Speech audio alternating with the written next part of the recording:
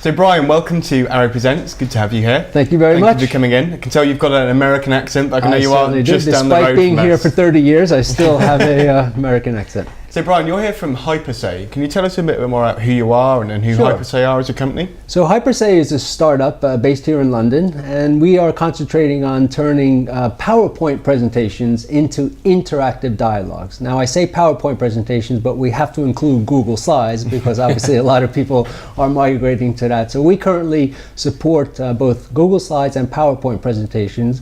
And what we basically do is take the presentation as it stands, we convert it, and then we allow, after the conversion, the presenter to introduce interactivity to each slide. So under each slide, they can ask a question. That would be an open-ended question so that the participants then could give an open-ended answer. They can take a poll, yes, no, or how many, 10, 20, 30, so they can take a poll. Yep. The presenter can introduce a video if he wants to, text and images. So it basically adds a level of testosterone to a PowerPoint presentation, which has served the world tremendously for the last, actually, I think it's 30 years. It was last year, I think 30 years PowerPoint has been alive. But we add that little extra to make it just a little bit more, much more engaging. Okay. It's especially relevant in the world of sitting looking at a phone while someone's speaking, right? That's exactly right. And so we are hoping to modernize what Microsoft and what Google Slides have presented to the business world and to the education world.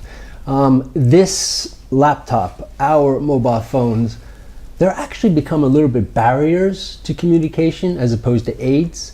And Hypersay, once you convert your PowerPoint presentation, allows you to seamlessly drop your presentation into the laptop or the mobile phone of your target audience. And that is not, we don't require any password, we don't require any login. Literally with a session code, you have my presentation sitting in your mobile device. And what kind of industries and what kind of customers has this been successful in so far? Okay, we as a company, and this is back to 2011, have been in education. Mm-hmm. Okay, so the genesis of our previous existence was about digitalizing textbooks. And that was a bad idea because that was like trying to talk to the record industry that the album that they're selling for 10 quid, we can sell it for 50 pence. And so that was a bad idea.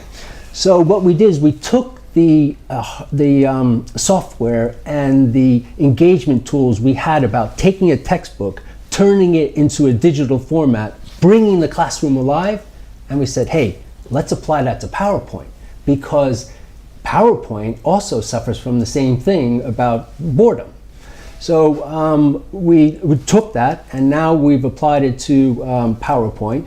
But what we found is our contacts from our previous companies, which was all in education, were using much more PowerPoint in their university, in particular university lecture halls, some secondary schools, but mainly in university lecture halls. Because as you just pointed out, this didn't exist really 5 years ago. But now you can't find a student in a university lecture hall without one. Sure. And it became a barrier, and it's a recent barrier to the professor giving a lecture to the student, that is the student looking at the cricket score or are they looking at me? And now Hypersay allows them without any education or new software or training to say, ladies and gentlemen, just type in Chem 1 and my presentation for today is sitting in their laptop. And obviously Big Brother is a little bit present in that we allow the professor and the students to know who's logged in and who's not. Sure. So you log in, but if your icon goes red, you're checking the cricket score. If it's green, you're with the professor. And where's the natural expansion route out of education and into other markets, do you think? That's really good because good question, because education, we feel, is our bed for the product for the next decade. And what do I mean by that?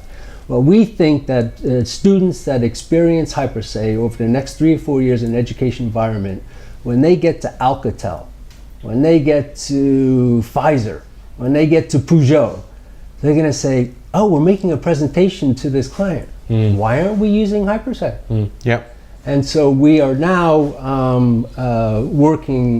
focused on the corporate market, because we believe that the same dynamics of a stale and static message exist with the presence of PowerPoint when a company who's selling a product, selling a service, meets a client with a PowerPoint presentation. You're starting already from yesterday.